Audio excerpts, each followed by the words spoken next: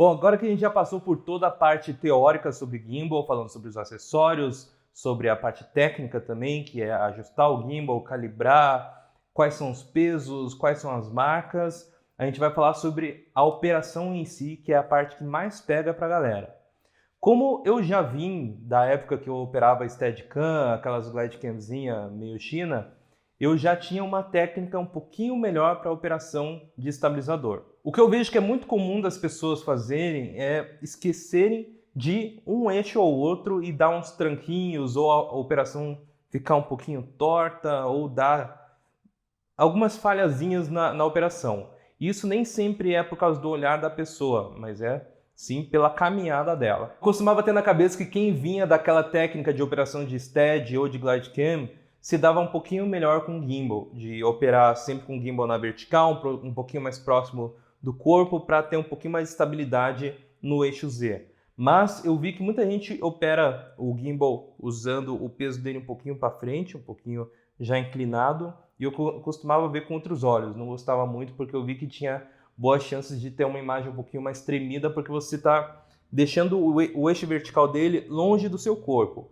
Mas muita gente usa esse jogo a seu favor. Então não tem forma errada de operar o gimbal, tem forma errada de você captar a cena. Vai do jeito que você se adaptar com ele, pelo peso, pelo formato que ele tem e tudo mais. Então um dos principais problemas que a gente vai ter na operação de gimbal é o eixo Z, que é esse eixo aqui, que é o eixo da caminhada, que a maioria dos gimbals que a gente tem acesso, eles não têm esse sistema de estabilização desse eixo. Então você tem que tomar muito cuidado com a sua passada. Bom, o que eu fazia no começo era imaginar um teto bem acima da minha cabeça, que eu não podia nem passar da altura, nem deixar espaço, deixar sempre numa linha imaginária sempre reta. Para isso eu abaixava o meu joelho, deixava ele sempre meio dobrado e também deixava o gimbal bem próximo do meu corpo, para ter essa estabilidade. Se você tiver uma outra técnica que seja mais confortável para você, você consiga manter a câmera sempre estável na mesma altura, beleza, tranquilo. Bom, claro que terão pessoas que não têm essa facilidade de ter linhas imaginárias acima da cabeça ou com o corpo e tal, por não ter tanta noção corporal. É uma coisa bem comum, então não se sintam envergonhados se vocês tiverem esse problema de imaginação dessa linha. Então, o que vocês podem usar são referências visuais. Eu usei como exemplo uma imagem de um patinho aí, porque um dos nomes para essa técnica de caminhar com os joelhos dobrados é o passinho do pato. Então, a gente imprimiu aí um alvo com esse patinho aí para a gente tentar manter ele sempre no mesmo lugar do quadro.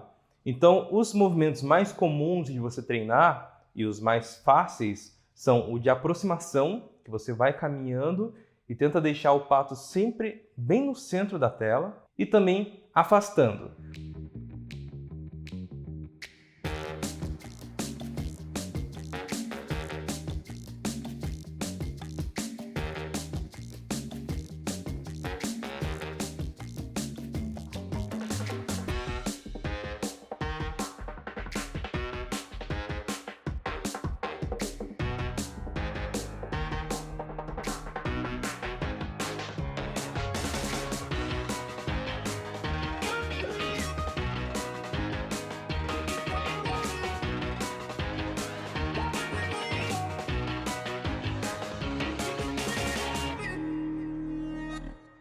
Às vezes, em algumas gravações, quando você tem um assistente de câmera, assistente de seja lá o que for, você pode ter essa pessoa acompanhando o seu passo na hora de recuar, segurando a sua camiseta ali atrás e tal, olhando se tem algum obstáculo, se tem algum degrau, se tem alguma árvore ali no caminho, porque a gente não tem olho nas costas ainda, né? Além de deixar bem centralizado ali o patinho, vocês também podem testar aproximando e deixando ele sempre em algum ponto áureo, na esquerda ou na direita, ou abaixo do quadro. Vão testando esses movimentos de aproximação e de afastamento. Depois que vocês forem pegando o jeito de aproximar e de afastar, tentem agora o movimento de circular. É um movimento que é muito comum, a galera usa com muito exagero até. Eu também tenho que, às vezes, me segurar um pouco, porque é um movimento que a gente gosta de fazer, porque tem todo aquele negócio de perspectiva, do plano de fundo girando e tal,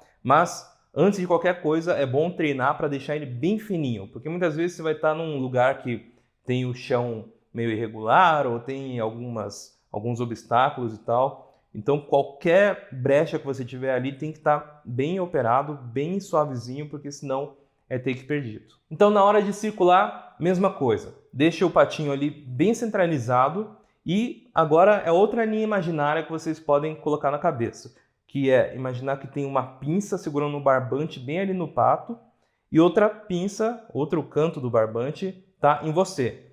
Então tenta fazer esse movimento bem 360, sem variar a distância. Porque se você não tem um autofoco tão bom na câmera e tiver com um diafragma abertão, você vai estar com uma profundidade de campo bem pequena. Então o campo focal ali vai estar bem fino. Então é essencial que vocês tenham esse compasso bem certinho na cabeça de vocês para vocês não perderem foco. Então, para deixar esse raio, né, que é a metade do diâmetro ali, esse raio bem fininho para vocês fazerem esse movimento circular bem certinho, tá? Se vocês estiverem com o diafragma um pouquinho mais fechado e terem noção da quantidade de campo que vocês têm, vocês podem fazer um movimento um pouquinho mais aberto e depois, conforme vocês vão girando, vão se aproximando aos poucos. É um movimento que eu gosto muito de fazer, porque você começa a somar movimentos. Mas, claro, antes de vocês irem somando movimentos, tentem garantir, deixar bem fininho, bem bonitão, os movimentos mais básicos, que são de aproximar, afastar e circular numa mesma distância.